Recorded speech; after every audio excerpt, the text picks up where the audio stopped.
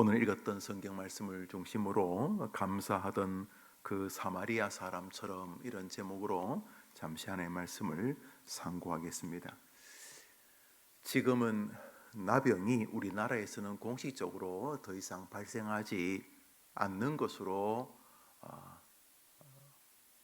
나라에서 발표합니다. 나병에 걸렸다가 이제 더 이상 확장되지도 않고 전염되지도 않지만은 나병에 걸렸던 흔적이 있는 분들은 계십니다만 우리나라는 더 이상 나병이 창궐하지 않습니다. 또 굉장히 약들이 좋아져서 어떤 약은 심지어 1회 복용과 주사로 치료가 되기도 한다는 것을 들었습니다. 그러나 우리나라도 한때는 소록도와 같은 곳에서 나병 환자들이 문둥병이라 이렇게 막 좀 비난 섞인 혹은 좀 멸시하는 듯한 그런 이름으로 불리워지면서 어려웠고 이런저런 이유로 격리되어서 치료거나 또는 보호되었던 적이 있었습니다.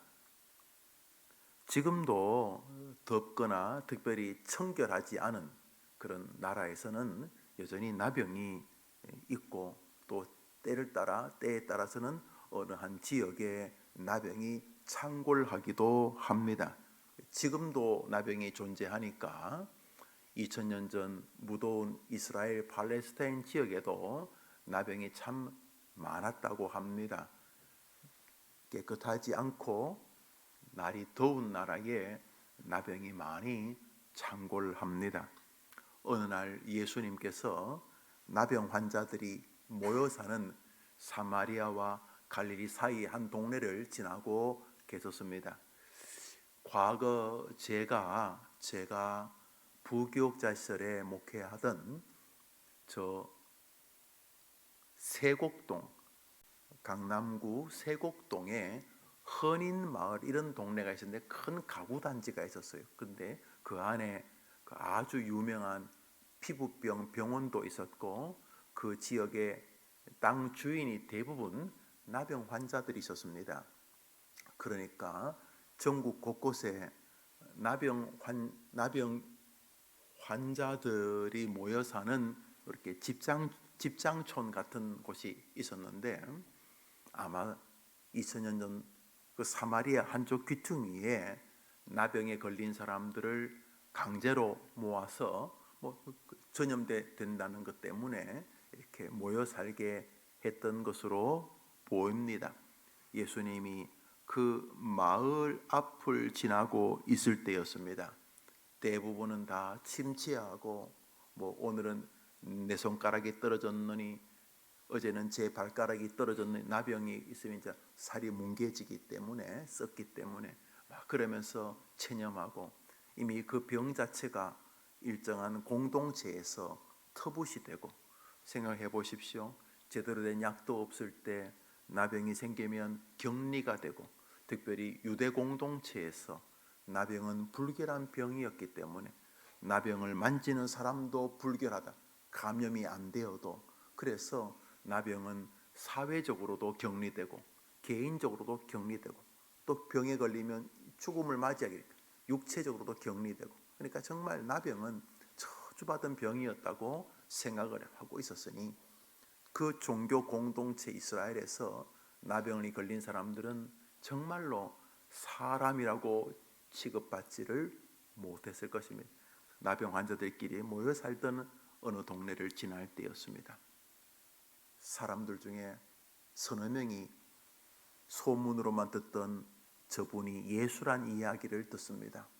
예수님이 그 마을 앞을 지나갈 때 그 담벼락에 모여있던 사람들이 가운데 몇 명이 예수님을 알아보고 이렇게 소리를 질렀습니다.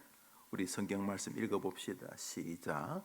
예수께서 사마리아와 갈릴리 사이로 지나가시다가 한 마을에 들어가시니 나병 환자 10명이 예수를 만나 멀리 서서 소리를 높여 이르되 예수 선생님이여 우리를 불쌍히 여기소서 하거나 뭐 예수님을 선생님이요 그러니까 그저 신앙이 크게 없는 사람들이라는 것을 느낄 수 있습니다.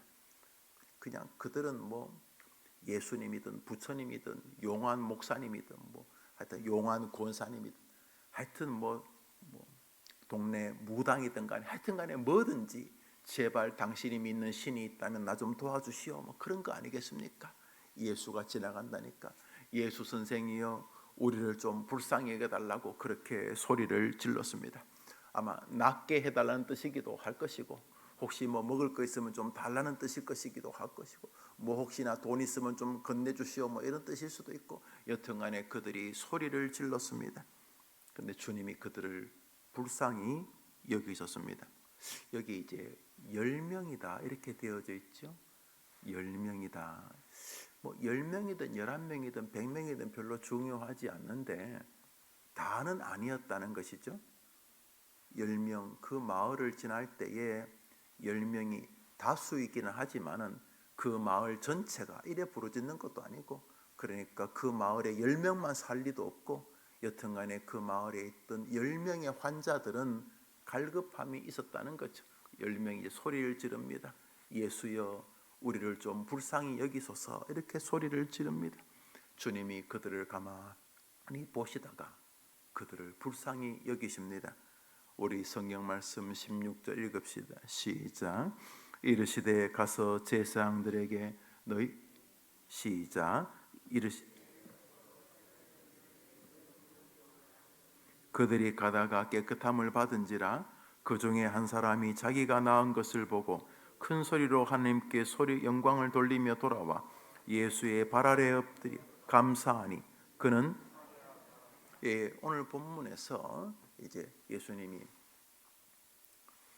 다 이리 나오느라 10명이 이렇게 해서 뭐 사람들이 막았는지 모르지만 예수의 권위가 워낙 세서 그런지 일단은 10명이 문을 열고 동네 어귀를 나옵니다. 10명이 지금 제사장 있는 성전 쪽으로 가서 그때는 이제 제사장이 이 사람이 나병이었는데 다 나았다는 것을 확증해주면 그 사람은 사회로 복귀할 수 있습니다. 제사장이 이 사람이 나병에서 깨끗해졌다 이렇게 선언해주면 이 사람이 다시 가족 품으로 사회로 돌아올 수 있었던 거예요. 판단의 자격이 제사장에게 있었죠. 그래서 이제 성경 구약에 나오는 말씀입니다. 그래서 10명이 얼떨결에 그리고 뭔지 모를 예수의 그 영적인 어떤 힘에 이끌려서 그저 다리 질질 끌면서 그 제사장을 향해 몇 걸음 나갑니다. 제사장을 향해서 몇 걸음 걸어가는 동안 이 상처들이 아물고 알겠죠? 얼굴이 몸이 피부가 손발이 낫는 것을 봅니다. 제사장에게 가는 도중에 그들의 몸이 깨끗함을 받았습니다. 그저 조금 아물었다는 게 아니라 아주 어린 유아의 속살처럼 아주 치료함을 받았습니다. 성경이 깨끗함을 받았다고 하니 깨끗해진 거죠. 나병에서 정리가 되어진 것입니다. 우리가 꼭 질병만이 나병이 아닙니다. 살다 보니 뭐 경제적으로 엉망이 돼가지고 재정이 거의 너덜너덜 거지처럼 되었습니다. 다른 것은 다 사람이 말끔한데 이 재정적으로는 거의 나병 환자처럼 정돈이 안 돼 버렸습니다. 먹고는 살만 하는데 무슨 이유에 있든지 과거의 상처가 늘 이 사람을 붙잡습니다. 뭐만 하다가도 그거 생각나면 갑자기 분노가 확 몰려오고 또 그것만 생각하면 열등감이 확 밀려오고 사람들마다 다 각기 깨끗해져야지만 하지 깨끗해져야 깨끗해지기를 바라지만은 한쪽 구석에서 깨끗해지지 않은 영역이 존재합니다. 다른 것은 다 괜찮은데 대화하다가 어떤 주제에 딱 건들리면 너무 아픈 주제가 있습니다. 그 주제가 나오면 애써 말을 돌리고 싶은 사람마다 다 정서적, 관계적, 혹은 뭐 경제적, 혹은 지위적, 혹은 뭐 상처, 뭐가 됐든 간에 사람마다 다 아픈 데가 있습니다. 그런데 모든 사람이 포기를 했습니다. 뭐 나병이 낫겠습니까? 이제 뭐 날 받아둔 거예요.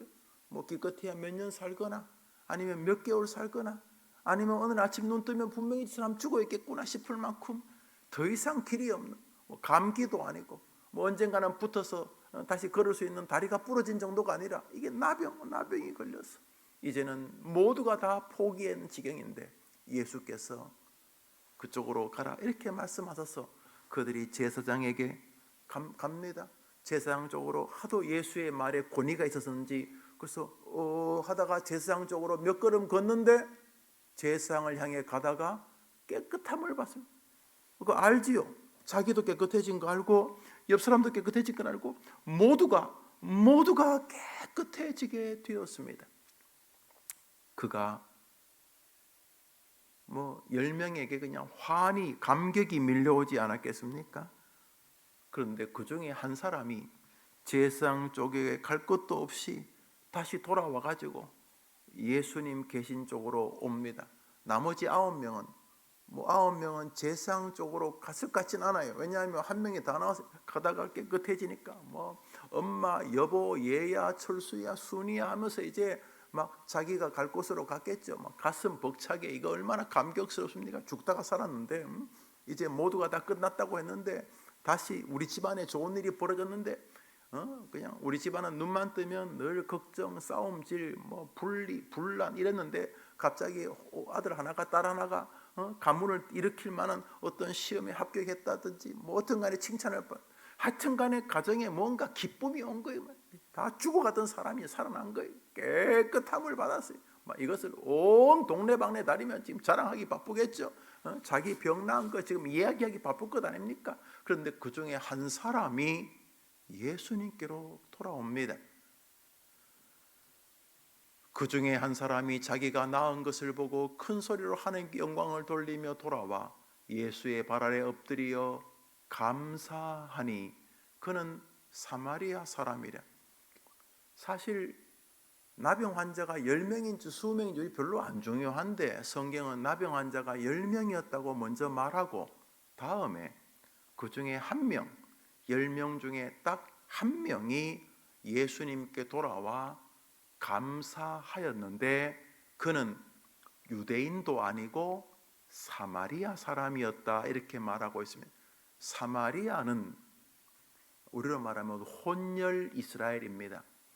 원래 이스라엘 백성들은 자기들의 그 선민의식, 우리는 이스라엘 백성이다, 하나님의 백성이다, 이게 굉장히 강했는데 이스라엘이 전쟁을 해서 바벨론의 포로로 끌려가면서 바벨론이 이 민족의 정신을 흐트리려고 바벨론의 그 감옥에 있는 죄수들을 풀어가지고 죽을래 이스라엘 갈래? 너 이스라엘 가면 집 한 채씩 다 준다. 그리고 정착금도 몇 억씩 주겠다. 이래가지고 이 바벨론 사람들이 돈 들고 또 바벨론이 그때 이스라엘 통치하고 있으니까 이스라엘에서 똑똑한 왕족들 공부 좀 한 사람들은 다 바벨론을 끌고 가고 바벨론에서 볼 때에 별로 바벨론의 위협이 안 되는 사람들은 이스라엘에 남겨두면서 동시에 바벨론에 있는 감옥에 있는 죄수들을 다 가져가지고 이스라엘에 풀었습니다. 시간이 지나면서 이 바벨론 사람과 이스라엘에 아직 남아있던 사람들이 서로 연애하고 결혼하면서 이 둘 사이에서 자식들이 태어난 절반은 이스라엘, 절반은 바벨론 사람들을 사마리아 사람이라고 부릅니다. 그러니까 사마리아는 이스라엘 사람들이 볼 때는 이거는 바벨론 사람보다 더 나쁜 마치 그 일제에 이렇게 빌붙은 친일파 비슷하게 생각을 해가지고 이 사마리아 사람들은 이스라엘 사람들은 사람 취급을 안 했습니다. 가다가 사마리아 그러면 침탁 뱉고 그 사마리아가 이스라엘 한쪽 귀퉁이에 있으니까 어디 길 가다가 사마리아로 안 지나가 돌아갔으면 저 더러운 땅 안 밟는다 이러면서 사마리아는 사람 취급 안 했는데 근데 나병이 걸리니까 뭐 사마리아 사람이든 뭐 사마리아 사람도 뭐 그래도 뭐 물건도 사고 팔고 할 테니까 나병 걸렸던 사람들 그 집장촌에 사마리아 사람, 유대 사람 다 이제 섞여져 있으니까 10명 중에 9명은 유대인이라고 하는 뉘앙스를 저 본문이 풍기고 있습니다. 한 사람이 돌아와서 예수님께 감사했다는 거예요. 한번 따라합시다. 예수님께 감사하니. 오늘 이제 추수감사절인데 11월 달 한 해 끝나면서 그냥 살 수도 있죠. 뭐 산다고 뭐 다리가 부러지는 것도 아니고 이빨이 다 뽑히는 것도 아니고. 그런데 왜 추수감사하는 예배를 드리려고 하는가? 매주 그냥 감사하면 되지. 그냥 마음으로 감사하면 되지. 이렇게 할 텐데 오늘 그 한 사람이 예수님께 돌아와 감사하는 이유가 병이 나은 거겠죠? 병이 나은 것은 병이 나았어요. 병이 나은 것도 감사하고, 오늘도 이제 교회로 오면서 이렇게 뭐 교통사고 나는 한쪽 구석에 차들이 이렇게 2개 있던데 뭐 돌아가시지 않았으니까 뭐 이렇게 뭐 조금 부딪혔나 본데 사고 없이, 혹은 또 뭐 어제도 누군가는 교통사고로 돌아가셨었는데 그 사람이 뭐 나보다 죄가 특별히 더 많아 죽은 것도 아닐 테고, 여튼간에 세상을 살면서 감사하려고 마음 먹으면 정말 감사할 것이 많지 않습니까? 그런데 저 사람 우선 병이 나은 게 감사한 거죠. 근데 어떻게 보면 뭐 나만 나은 것도 아니고 이건 뭐 누구나 다 하는 거 아닙니까? 나도 낳고 얘도 낳고 10명 중에 10명이 다 낳았으니까 뭐 굳이 나만 뭐 유별나게 감사할 거 없고, 뭐 쟤도 낳고 얘도 낳고 얘도 낳고 나도 낳았으니까. 그래서 그저 감사하지 않아도 될 수도 있을 것 같아요. 전체가 다 낳았으니까. 또 우리 교회들이 이렇게 예수 믿는 사람이 수천 명 되잖아요. 뭐 나만 예수 믿는 것도 아니고, 뭐 예수 믿는 게 고맙긴 하지만은 뭐 나만 믿는 것도 아니고, 그래서 충분히 감사 안 하고 살 수도 있을 텐데 이 한 사람이 예수님께 돌아와 감사했다는 거예요. 그럼 예수님이 아이고 너는 감사하는구나 이렇게 말씀하실 것 같은데, 물론 그렇게도 말씀하셨지만 그 모습에 이렇게 말씀하셨습니다. 우리 17절 18절 읽습니다. 시작. 예수께서 대답하여 이르시되 10사람이 다 깨끗함을 받지 아니하였느냐? 그 9은 어디 있느냐? 이방인 외에는 하나님께 영광을 돌아온 자가 없느냐 하시고 그에게 이르시되 일어나 거라. 내 믿음이. 다른 사람은 어디 있느냐? 이 본문은 이 사람에게 할 말이 아니죠. 이 사람이 9명을 뭐 책임지는 것도 아니고, 이것은 우리들에게 하는 말씀입니다. 이 성경은 예수께서 이르시되 다 낫지 않았느냐? 다 나 때문에 구원받지 않았느냐? 다 나 때문에 성찬에 참여하는 것 아니냐? 다 나 때문에 어차피 암이나 고혈압이나 교통사고나 죽긴 죽겠지만 그냥 그게 끝이 아니라 영원한 생명을 나 때문에 얻게 된 것 아니냐? 나 다 얻게 된 거 아니냐? 그런데 하나님께 영광을 돌아와 감사하는 사람은 너밖에 없느냐? 이렇게 말씀하신 다음에 그에게 일어나 내 믿음이 너를 구원하였느니라 이러면서 이 사람에게 구원의 은혜를 선포하십니다. 외경에는 이 사람 이름도 있는데 우린 정경이 아니니까 내 믿음이 너를 구원했다고 더 큰 하늘과 땅의 복을 그에게 주셨습니다. 여기서 중요한 것은 우리 주님께서 우리에게 하나님을 향한, 그리스도를 향한 감사의 신앙을 요청하고 계시다는 사실입니다. 이것이 아주 중요한 일입니다. 그래서 믿음을 온전히 겪었던 우리의 선배들에게는 이 감사가 신학이었습니다. 골로새서 2장을 읽어봅시다. 시작. 믿음에 굳게 서서 천국 가라. 믿음에 굳게 서서 열심히 기도해라. 믿음에 굳게 서서 원망에서 벗어나라. 믿음에 굳게 서서 열심히 전도해라. 뭐 이렇게 말해도 될 텐데, 믿음에 굳게 서서 이거 해라. 뭘요? 감사함을 넘치게 하라. 우리 시대는 헌금도 많이 하고 전도도 많이 하고 교회도 일주일에 3번, 5번, 뭐 심지어 새벽까지 합치면 10번씩 교회를 나오지만은 저 말씀은 너무도 순종하지 않는 시대를 살아갑니다.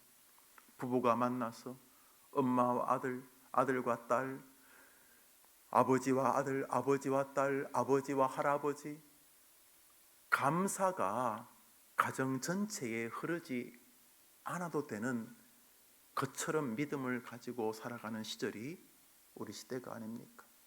마치 불만 붙이면 터질 것 같이 분노 공화국이라고 해야 될까요? 무슨 연유에선지 끊임없이 배척하고 이간질하고 분리하고 원망하고 나라 전반에 흐르고 있는 것은 분입니다. 분. 믿음에 굳게 서서 그래서 결론이 감사를 넘치게 하라고 했는데 우리 시대는 저 부분이 병이 들어버린 것입니다. 추수감사절은 다시금 저것을 삶의 전반으로 끌어오게 하시려는 주님이 삼라만상 추수라고 하는 자연 환경을 통해서 믿음으로 우리를 부르시는 손길인 것입니다. 과유불급이라 너무 과한 것은 모자란 것보다 못하다. 예, 그럴 수 있어요. 너무 돈이 많으면 교회 제대로 안 다니는 사람 좀 많이 봤습니다.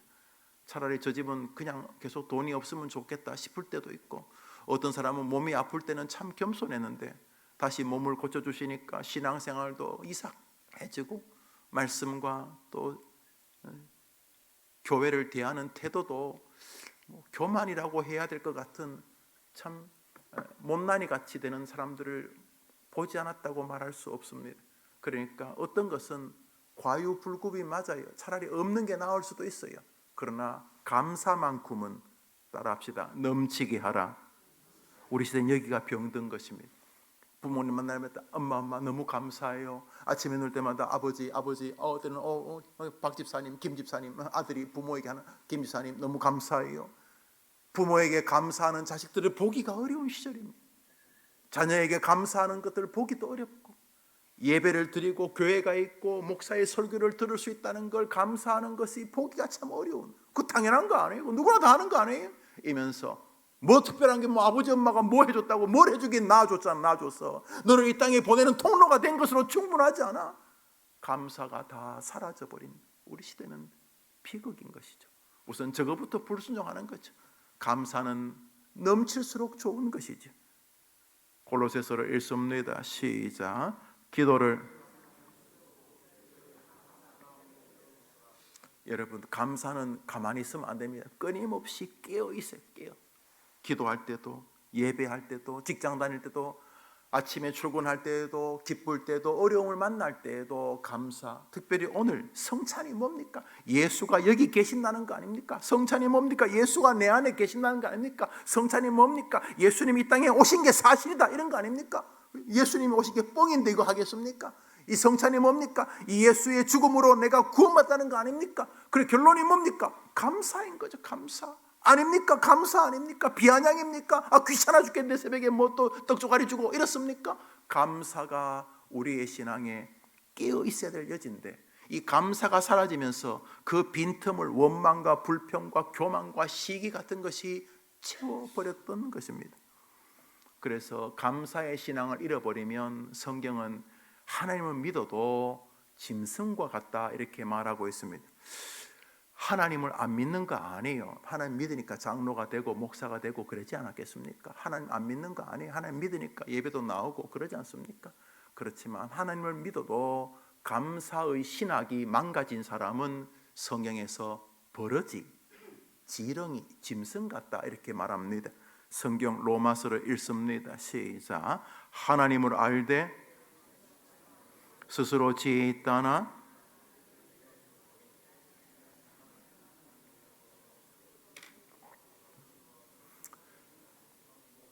금수는 새로 번역된 성경은 동물이야, 동물.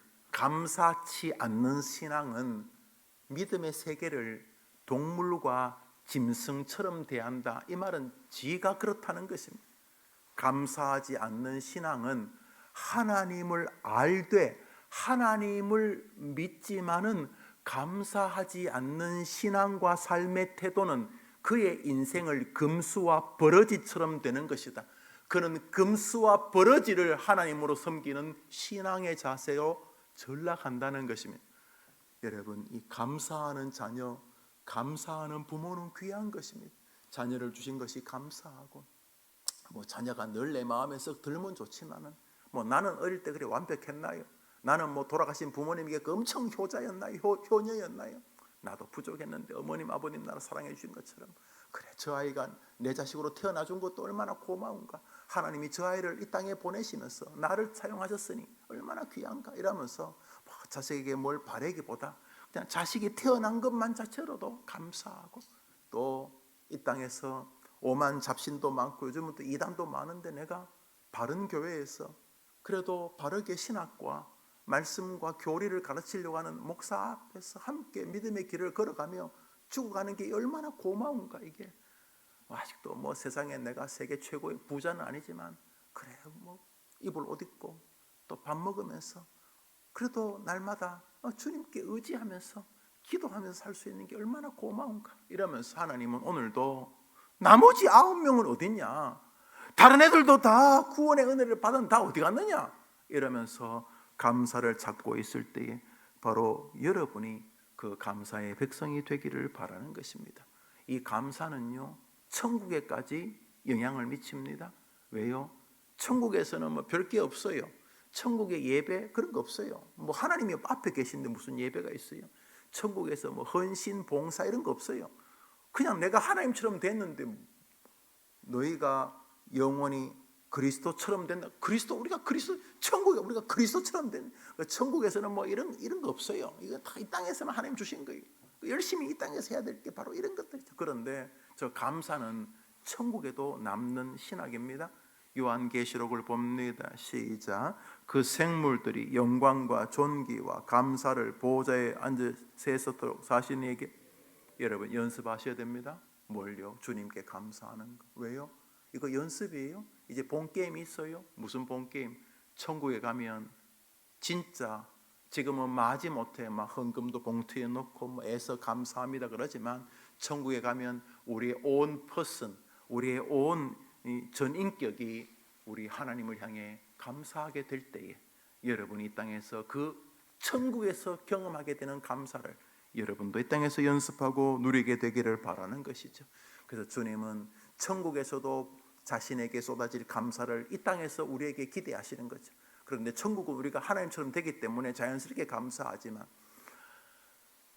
이 땅에서는 우리가 감사보다는 우리 안에 있는 죄성과 또 우리를 부추기는 사단의 이 공동작전 때문에 비록 예수를 믿어도 감사신앙이 많이 망가지는 거죠. 그래서 이 땅에서는 감사와 복을 연결해 두셨습니다. 천국에서는 감사가 그냥 완벽한 원형을 가지지만 이 땅에서는 감사를 하나님이 어떠한 복과 연결해 두었어요. 우리 성경 말씀 시편 읽습니다. 시작. 감사함으로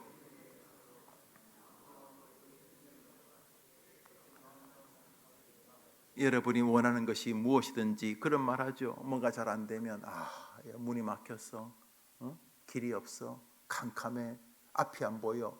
그 문이 막 그게 벽이란 말이에요. 문이 안 보인다는 거예요. 문이 안 보인다는 거 아닙니까? 그런데 하나님의 보물 창고, 보고라고 하죠. 보물, 뭐 쌀 이런 거 들은 거 아니고 하나님의 보물, 하나님의 금은 보화, 하나님의 그 보물, 하나님의 보물 창고, 하나님의 그 왕궁, 우리의 문제와 우리가 기도하는 자녀의 문제를 해결할 그 보물 창고를 들어가는 문의 비밀번호가 뭐라고요? 한번 노란 거 읽어봅시다. 시작. 그러므로 감사는 신학인 것입니다. 그래서 우리의 믿음의 선배들은 어려움이 생기면 감사할 것부터 뒤적거렸습니다. 여러분 가끔 저도 여러분이 지금 저보다 연세 드신 분도 있으신데 저도 가끔은 제 목양실 문 앞에 서서 잠시 멈춥니다. 왜 멈추냐면 제 목양실 번호를 잊어버려가지고. 그리고 가끔은 누가 김 목사 전화번호 좀 알려줘. 그래서 잠깐만, 왜 잠깐만 그래요? 내 번호를 내가 잘 몰라가지고. 아니 뭐 알았어요. 알았는데 잊어버린 거죠. 그래서 잠깐 제 방 문 앞에 이렇게 뭐 성경책하고 한 보따리 들고 잠시 서 있으면 이렇게 사람들은 뭐 문 앞에서 내가 기도한 줄 알지만 기도하는 게 아니고 이 번호가 뭐였지 이렇게 그 네 자리밖에 안 되는데 삐삐삐삐 하면 문이 열리죠. 여러분이 하나님에게 뭘 얻으시려고 하면 저 패스워드를 보여드려야 됩니다. 감사함으로 문이 열리기 때문인 것이죠. 한번 더 합시다. 감사는 신학이다. 이렇게 우리가 짐승들이 말하는 감사가 아닙니다. 짐승은 뭐 그냥 통조림 하나 주면 꼬리 흔들고 좋아하잖아요. 갑자기 없던 통조림이 생기면 꼬리 흔드는 게 그 감사가 아닙니다. 그건 개나 소나 다 하는 거예요. 저 성경이 말하는 감사는 성경의 말씀 때문에 순종하는 신학적 체계인 것이죠. 그래서 여러분이 기쁠 때 감사하는 건 당연한 거죠. 기쁠 때도 감사하지 않는 건 정말 버러지 같은 사람입니다. 하나님이 분명히 은혜 주셨는데 이건 진짜 너무나 감격스러운 건데 감사를 잊어버리는 건 너무너무 참 안타까운 건데 문제는 어려울 때도 똑같다는 것입니다. 왜요? 문은 감사로 열리기 때문에. 그래서 우리의 믿음의 선배들은 기쁠 때는 뭐 당연하지만 인생에 어려움이 왔을 때도 감사를 뒤적거리기 시작합니다. 다니엘서 6장을 읽읍시다. 읽습니다. 시작. 다니엘이 조서에 의인이 찍힌 것을 알고도 그 방에 예루살렘으로 향하여 열린 창에서 전에 행하던 대로 하루 3번씩 무릎을 꿇고 기도하며 그 하나님께, 저게 뭐냐 하면 죽인다는 겁니다. 예수 믿으면 죽이겠다고 이제 국회가 통과된 거예요. 그리고 통과되고 뭐 예행 기간도 필요 없이 곧바로 그 순간 실행이 되었어요.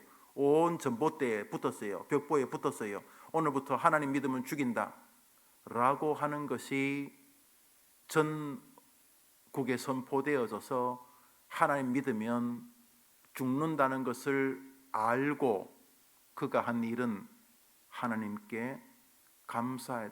미친 사람입니까? 미친 사람? 죽으려고 환장한 겁니까? 저게 감사하다는 말은 저대로 쇼일까요? 쇼. 믿음 좋은 척 해야 되니까. 우리 아닌 줄 알죠? 다니엘이 쇼하는 걸 성경에 하나님이 기록하셨겠습니까? 그러면 다니엘은 이제 하나님 믿으면 죽인다는데 왜 감사했을까? 왜 감사했을까? 막 죽고 싶었을까?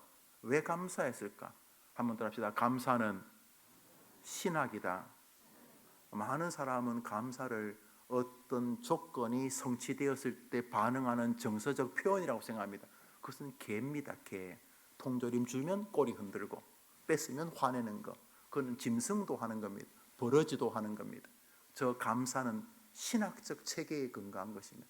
뭔지는 잘 모르겠는데 내가 세상 사람들이 싫어할 만큼 위대하신 하나님을 믿고 있구나.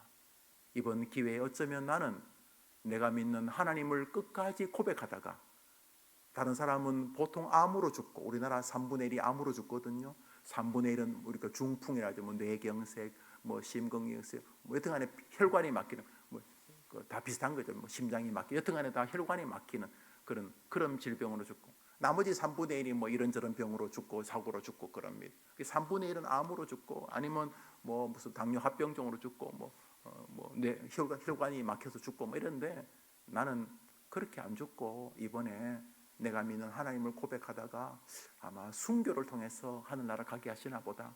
뭔지는 모르지만 하나님, 이 마지막에 내가 믿는 하나님을 다른 사람들에게 말할 수 있는 기회를 주셔서 감사합니다. 이제 내가 잡혀가면 저 다니엘, 우리나라 총리도 하나님 믿고 있었구나 알게 되겠죠. 하나님 뭔지는 모르지만 여기에도 하나님의 뜻이 계신 줄 믿습니다 라고 하는 것이 신학인 것이죠. 그런 면에서 한번 따라합시다. 범사에 감사하라. 시편 116편을 읽습니다. 시작.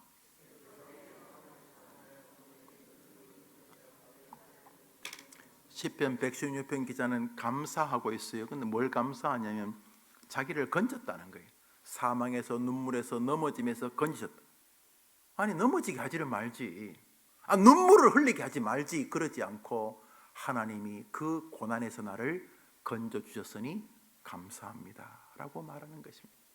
저러므로 저것은 미친 사람들이거나 신학을 고백하는 사람이란 것을 알 수가 있습니다. 시편 116편 저 기자를 몇 절 더 읽습니다. 시작. 여호와께서는 나를 구원하셨도다.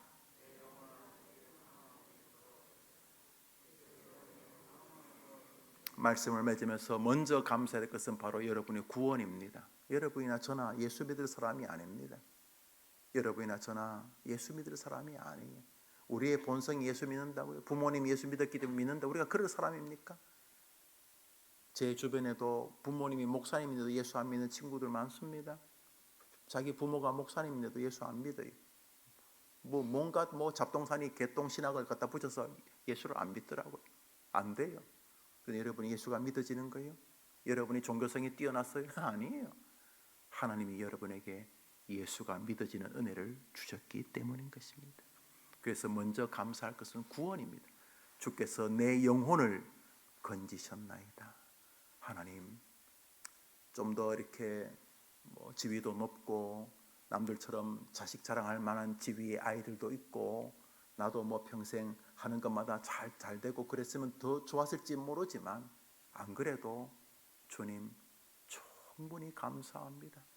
내가 살아보니까 시간이 참 빨리 가는데 이 땅이 영원한 거 아닌 거 알게 하신 거 정말 감사합니다. 잠시 후에 뵙겠습니다. 주님 눈과 눈으로 뵐 때까지 남은 생에 끝까지 주님을 고백하고 나를 구원하신 주님께 감사하며 살게 도와 주옵소서. 가장 먼저 감사의 삶을 사시는 것입니다. 여러분 꼭 기억하십시오. 김영우나 여러분이나 구원받을 사람들이 아니었습니다. 성경 말씀 로마서 1서입니다. 시작.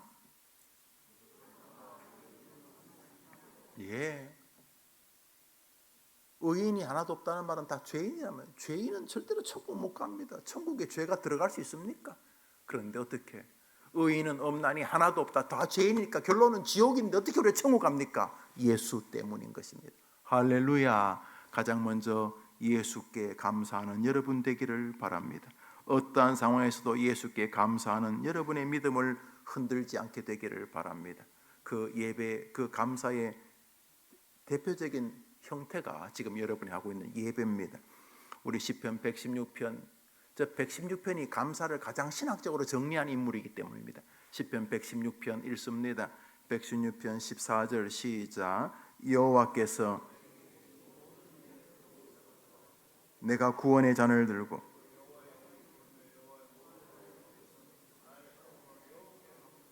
한번 더 합시다. 내가 구원의 잔을 들고 여호와 이름을 부르며 예배입니다. 예배. 먼저 예배에서 여러분이 감사의 마음을 견지하는 것입니다.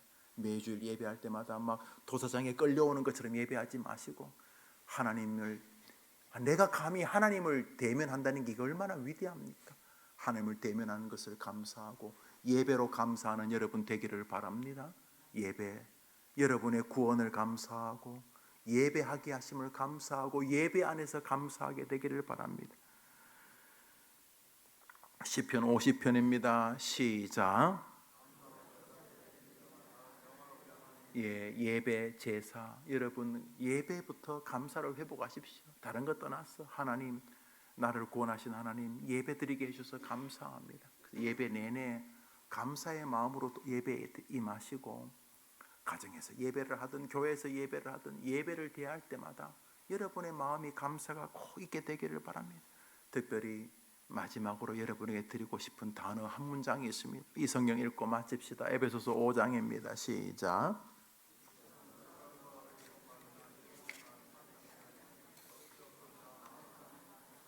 사랑하는 여러분, 여러분의 구원을 감사하고 예배하게 하심을 감사하고 특별히 여러분의 언어 생활을 감사의 혀로 입술로 바꾸시는 것은 이제 여러분이 오늘 들었던 설교를 삶에서 실천하는 출발점과 시금석이 된다는 것을 기억하시고 무엇보다 누추함, 어리석은, 희롱, 조롱, 비난, 야유, 자조적인 말은 이제 그만하시고 그런 말 한다고 좋은 일 벌어집니까?